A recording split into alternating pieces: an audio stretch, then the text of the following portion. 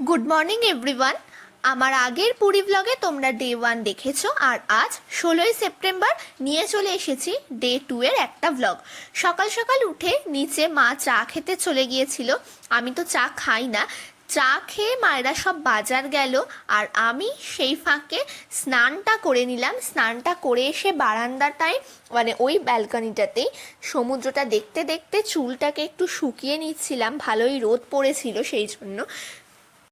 আজ আমরা যাব জগন্নাথ মন্দিরের পুজো দিতে। ভেতরে ফোন নিয়ে ঢুকতে দেবে না, সেই জন্য যতটুকু বাইরে থেকে দেখানো যায় তোমাদেরকে ততটুকুনি দেখাবো। এরপর মা এসে স্নান করুক, তারপর রেডি হয়ে দেখা করছি। আমাদের এই 4 তলার হোটেল থেকে সমুদ্রটা তো ভালো দেখা যায়, তার সাথে আরো সুবিধাও আছে। এইখানে নিচের রাস্তা ধরে সোজা গেলে বাঁদিকেই পড়বে পাল রান্নাঘর। ওই পাল রান্নাঘরে আমরা কালকে লাঞ্চ আর ডিনারের সমস্ত সরঞ্জাম বাজারপত্র করে নিয়ে এসেছিলাম। তো তারপরে ওরা রান্না করে দিয়েছে। কালকে লাঞ্চে ছিল ভেটকি মাছ, ফুলকপি আলুর একটা তরকারি, ডাল আর ভাত। আর ডিনারে আমরা খেয়েছি ক্যাপসিকাম আলু পনিরের একটা তরকারি, সাথে রুটি। এখন আমি রেডি হয়ে চলে এসেছি ব্যালকনিটায়। চুলটা এইরকমই রাখবো যেহেতু চুলটা ভিজে।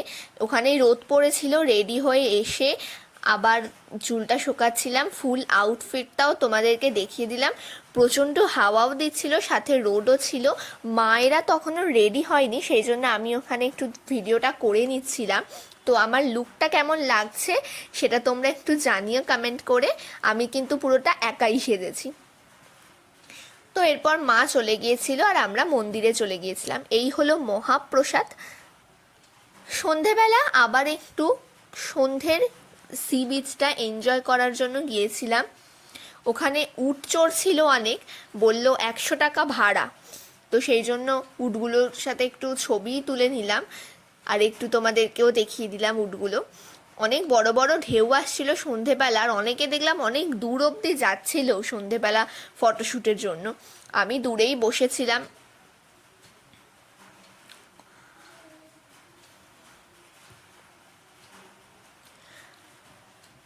সি বিচ দেখার পর আমরা চলে গিয়েছিলাম ওম সাই ট্যুর অ্যান্ড ট্রাভেলসে।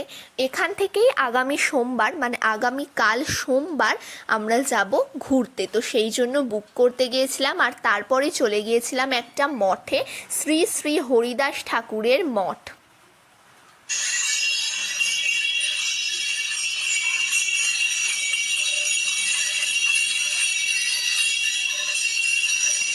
এইখানে শ্রী শ্রী হরিদাস ঠাকুরের সমাধি মঠটাকে ঘিরে এই গাজনটা হচ্ছিল।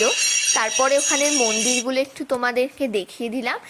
এরপর চলে এসেছিলাম একটু মার্কেটিংয়ে। কিনলাম চাবি, রিং, ব্রেসলেট আর এই ঘরের সামনে ঝোলানোর একটা জিনিস। আর মা এখানে আবার বাসন দেখছিল কোন বাসনটা নেবে। পুরী লেখা আমরা একটু বাসন চাইছিলাম, তো সেইটাই খুঁজছিল।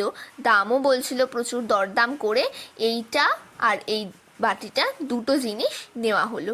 একটা ডেচকি মটনও নিয়েছি, যেটা হচ্ছে এইটা চাপাটায় পুরী লেখা। এরপর চলে গিয়েছিলাম জীবনজ্যোতি সুইটসে। এখানে অনেক রকমের মিষ্টি ছিল। ওখানে মিষ্টির ছিল সব থেকে কম দাম, সেই জন্য আমরা একটু মিষ্টি ট্রাই করার জন্য চলে গিয়েছিলাম। রাবড়ি ছিল, ক্ষীর ছিল, মদনমোহন ছিল, রসমালাই ছিল, আরও অনেক কিছু ছিল, সাথে রসগোল্লাও ছিল। এরপর চলে গিয়েছিলাম ছানার পোড়া, মালপোয়া আর মদনমোহন খেতে অন্য আর একটা দোকানে। এখানে গরম গরম রসমালাই মা মুখে দিচ্ছে, খেতে খুবই ভালো ছিল। সেটা তোমরা মায়ের রিয়াকশানটা দেখেই বুঝতে পেরে গিয়েছিলে। এরপর আমরা চলে গিয়েছিলাম অন্য আর একটা দোকানে ছানা পোড়া টেস্ট করার জন্য, কারণ আমরা বাড়ির জন্য নিয়ে আসার একটা প্ল্যান করেছিলাম। তো যেই দোকানেরটা বেস্ট খেতে লাগবে সেইটাই নিয়ে আসার প্ল্যান করেছিলাম যাবার দিন। তো সেই জন্য অনেকগুলো দোকানে ছানা পোড়া টেস্ট করলাম। আর এইখানে আমরা হোটেলে যারা ছিল তাদের জন্য একটু নিয়ে গেলাম। ওখান থেকেই দাঁড়িয়ে থাকতে থাকতে দেখলাম একটা গণেশ ঠাকুরের বিসর্জন। গণেশ পুজো হয়ে গিয়েছিল অনেক দিন আগে, কিন্তু এইখানে গণেশ ঠাকুরকে 21 দিন রাখার পর তারপরে বিসর্জন করা হয়। তো যেহেতু 21 দিন হয়ে গিয়েছিল সেই জন্য এই গণেশ ঠাকুরটার বিসর্জন হচ্ছিল।